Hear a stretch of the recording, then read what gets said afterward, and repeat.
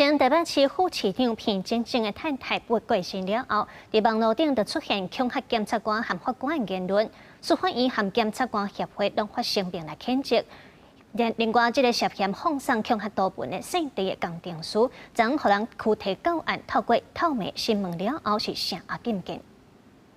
行伫咧中穿乌衫的这个查甫人，就是涉嫌伫咧网络顶打北检检察官甲北院法官的名相片，叫因用名来行销的姓地的鉴定师。昨暗11点外被移送北检复审。伊承认就是散布图片的微音色面子粉砖版主，检方依照恐吓罪甲违反告知法，而且有强犯抑未告限，今透早当场逮捕，向法院申请羁押禁见。任何以暴力恐吓、散布仇恨言论等行为，意图影响甲官依法办案的行为，不仅是对甲官的人身威胁，